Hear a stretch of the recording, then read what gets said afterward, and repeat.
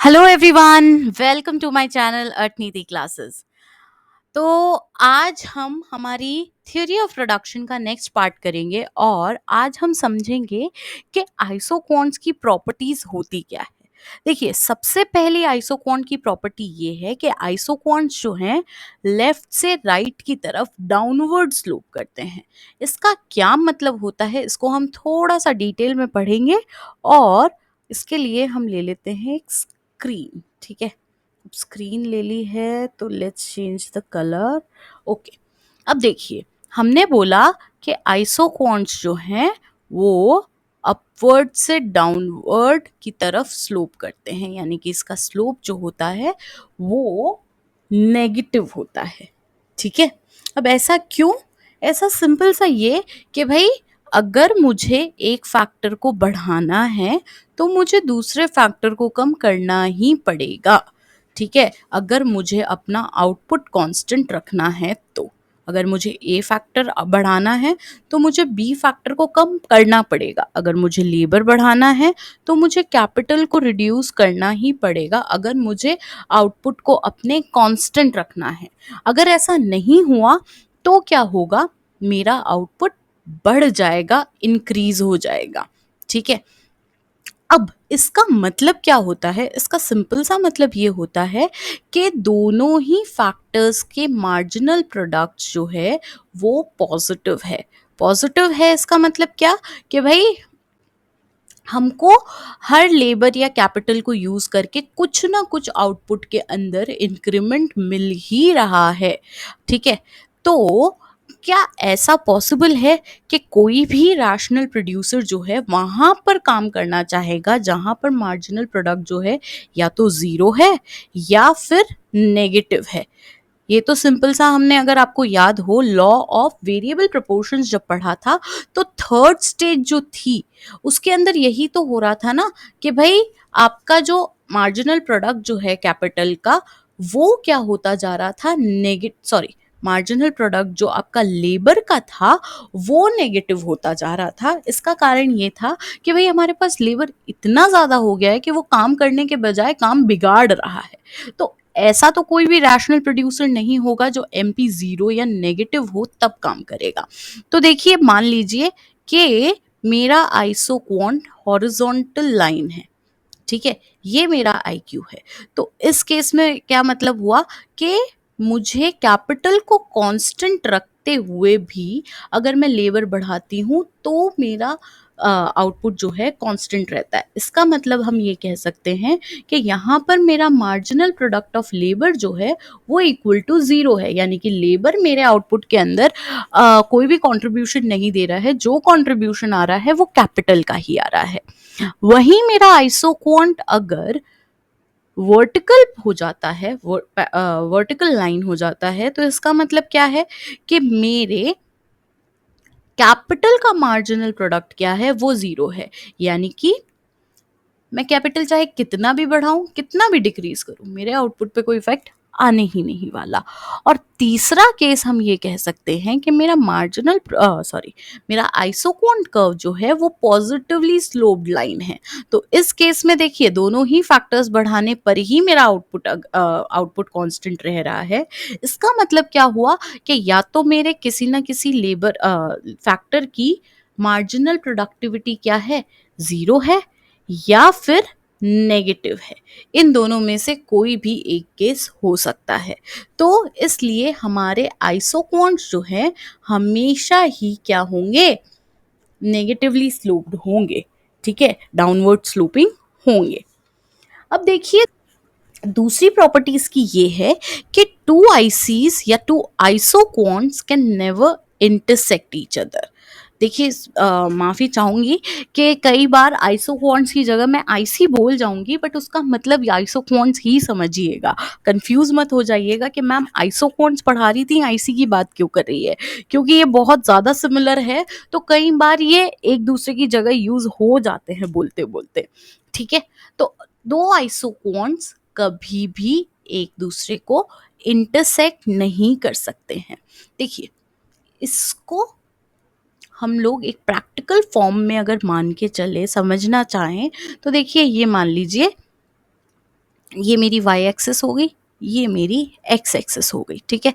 ये मेरा हो गया ओरिजिन, ये X axis, Y axis. X axis पे शो होता है मेरा लेबर और वाई एक्सिस पे मेरा शो होता है कैपिटल, ठीक है। अब मान लीजिए मेरे पास दो आइसोकोन्स हैं और वो दोनों एक दूसरे को इंटरसेक्ट कर रहे हैं। ये तो मेरा IQ1 है, ये मेरा IQ2 है, ठीक है। ये इंटरसेक्शन पॉइंट को मैं लेके चलती हूँ B पॉइंट, ठीक है। एक यहां पर ले लेते हैं हम A पॉइंट और यहां पर ले लेते हैं हम C पॉइंट, ठीक है। अब देखिए क्या होता है, आइसोकोन्स की डेफिनेशन क्या कहती है कि भाई जो ऊपर वाला आईसी है वो नीचे वाले आईक्यू से ज्यादा सेटिस्फैक्शन देता है, या यहाँ इस केस में ज्यादा आउटपुट बना के हमको देता है। तो जो IQ2 पे पॉइंट्स हैं वो IQ1 के पॉइंट से बड़े होंगे या ज्यादा सेटिस्फैक्शन देने वाले होंगे। तो देखिए IQ2 पे मेरे को एक पॉइंट C दिख रहा है और IQ1 पे मुझे एक पॉइंट दिख रहा है ए, तो C ग्रेटर देन ए है। लेकिन देखिए B जो है IQ1 पे भी है, IQ2 पे भी है। इसका मतलब मैं ये कह सकती हूँ C और B मुझे इक्वल सेटिस्फैक्शन या इक्वल आउटपुट बना के देंगे, A और B भी मुझे इक्वल आउटपुट बना के देंगे। तो देखिए यहाँ पर तो मैंने लिख दिया कि C जो है A से ज्यादा आउटपुट मुझे बना के दे रहा है, लेकिन इन दोनों से क्या दिख रहा है मुझे कि C और A जो है एक दूसरे के इनडिफरेंट है, एक दूसरे से इनडिफरेंट पॉइंट्स है। बट ये दोनों चीजें कैसे पॉसिबल हो सकती है, इसलिए कभी भी दो आइसोटोन्स एक दूसरे के साथ इंटरसेक्ट नहीं करते हैं, ठीक है। आई होप आपको यहां तक बात क्लियर हो गई होगी। अब देखिए लास्ट प्रॉपर्टी हमारी आइसोकोन्स की कहती है कि आइसोकोन्स हमेशा कॉन्वेक्स टू द ओरिजिन होते हैं, कॉन्वेक्स टू द ओरिजिन होते हैं, यानी कि हमेशा कुछ इस तरीके के दिखेंगे। इसका कारण ये है कि जैसे जैसे आप अपना एक फैक्टर बढ़ाते जाएंगे वैसे वैसे आपका दूसरा वाला फैक्टर जो है आपके लिए ज्यादा इंपॉर्टेंट होता जाएगा और आप उसको गिव अप करने की कोशिश थोड़ी सी कम करेंगे, यानी आप उसको गिव अप करना नहीं चाहेंगे। देखिए पहले केस में आप के इतना देने को तैयार है, दूसरे में के आपका रिड्यूस हो रहा है, तीसरे में और कम, चौथे में और कम, और अब तो आप देना ही नहीं चाहेंगे आपका कैपिटल। क्यों? क्योंकि कैपिटल आपको अब लग रहा है कि मुझे ज़्यादा ज़रूरत है और लेबर मेरे पास काफ़ी आ चुका है। तो इसलिए आईक्यूज जो है हमेशा कॉन्वेक्स टू द ओरिजिन होते हैं, ठीक है। अगर आईक्यूज मेरे कॉनकेव टू द ओरिजिन होते तो जैसे जैसे आप नीचे बढ़ते जाते, यानी कि आप नीचे की साइड आते जाते, तो क्या होता, आपकी क्या कहते हैं, गिव अप करने की इच्छा जो होती कैपिटल को वो बढ़ती जाती for one more unit of labour. लेकिन ये चीज़ें तभी हो सकती है जब हमको इंक्रीजिंग रिटर्न्स देखने को मिलते हैं, बट रियल लाइफ में हमको ज़्यादातर डिमिनिशिंग रिटर्न्स देखने को मिलते हैं। इसलिए हम ये ही मान के चलते हैं कि हमारा IQ जो है वो कॉन्वेक्स ही होगा, कॉनकेव नहीं होगा। आई होप आपको यहाँ तक सारी बातें क्लियर हैं।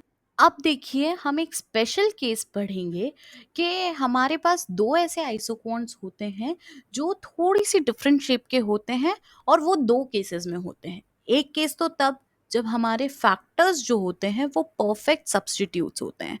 अब फैक्टर्स अगर परफेक्ट सब्स्टिट्यूट्स हैं तो चाहे मैं फैक्टर x यूज करूं चाहे मैं फैक्टर y यूज करूं मुझे कोई फर्क नहीं पड़ता, यानी कि इसका marginal rate of technical substitution क्या होगा, पूरे के पूरे आइसोकोन्स के अंदर कांस्टेंट होगा। और इसके कांस्टेंट होने की वजह से हमारे आइसोकोन्स जो हैं एकदम स्ट्रेट लाइंस होंगे, जैसा कि हमें यहाँ पर देखने को मिल रहा है, ठीक है। हाँ, तो दूसरा पॉइंट है हमारा परफेक्ट कॉम्प्लीमेंट्स, यानी कि आइसोकोन्स किस तरीके से दिखेंगे जब हमारे फैक्टर्स जो है वो परफेक्ट कॉम्प्लीमेंट्स होंगे। इसका देखिए एक सिंपल सा एग्जांपल लेते हैं कि मुझे एक कप चाय बनाने के लिए क्या चाहिए, एक टेबल स्पून मुझे चाहिए शुगर और हाफ कप मुझे चाहिए मिल्क, ठीक है। इसी से मैं अपनी चाय बना पाऊंगी, टी बना पाऊंगी। ठीक है, अब अगर ऐसा है तो देखिए, अगर मुझे 2 कप चाय बनानी होगी तो मुझे क्या करना पड़ेगा, 2 टेबल स्पून तो शुगर लेनी पड़ेगी और 1 कप दूध लेना पड़ेगा।